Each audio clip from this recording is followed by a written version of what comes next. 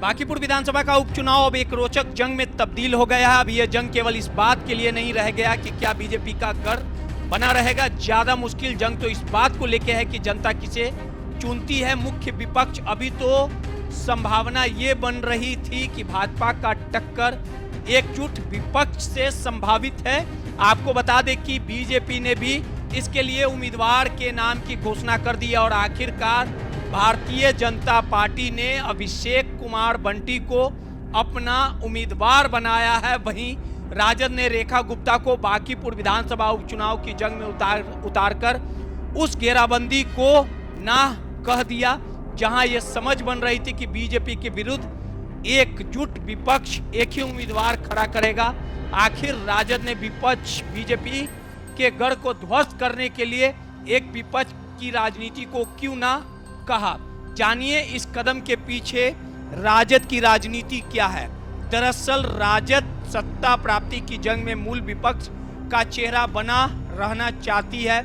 वजह इसकी साफ है। जब कभी बीजेपी नीतीश सरकार से उबकर बिहार की जनता सत्ता हस्तांतरण सरकार बदलने की सोचे तो उसके सामने एक विकल्प राष्ट्रीय जनता दल हो या राजद नीतीश गठबंधन। राष्ट्रीय जनता दल इस रिस्क लेने की स्थिति में नहीं है।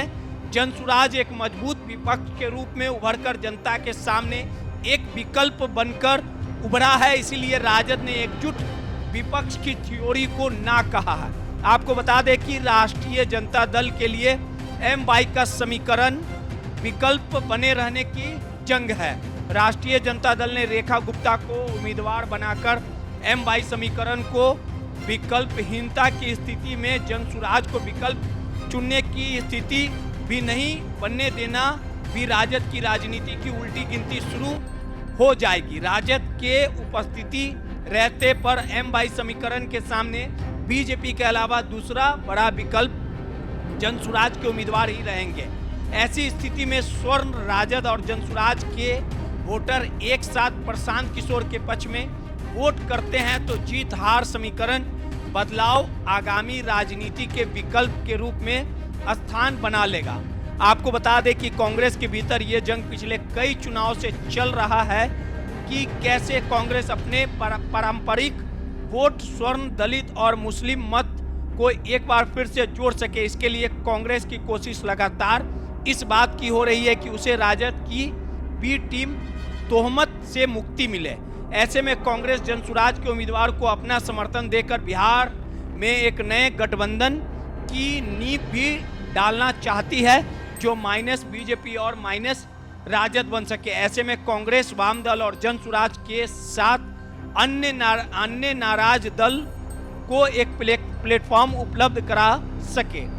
बीजेपी नीतीश सरकार का विकल्प खड़ा कर बिहार की राजनीति को एक नई दिशा दे सकती है। आपको बता दें कि बांकीपुर उपचुनाव पर सीधी टक्कर की संभावना हटते ही बीजेपी एक मजबूत समीकरण की तरह बढ़ चली है। होता ये आया है कि वोटों का बिखराव बीजेपी के उम्मीदवारों को सूट करता है। बांकीपुर का चुनाव राजद और जनसुराज की मौजूदगी की त्रिकोणात्मक संघर्ष की तरफ चल पड़ा है। गत बांकीपुर विधानसभा में चुनाव बीजेपी लगभग 50,000 से ज्यादा मतों से जीत हासिल की थी। इस बार भी वोटों के बिखराव के संकेत मिल रहे हैं और ये बीजेपी की मुश्किल आसान करते दिख रहा है। ब्यूरो रिपोर्ट, माय पीडीए समाचार।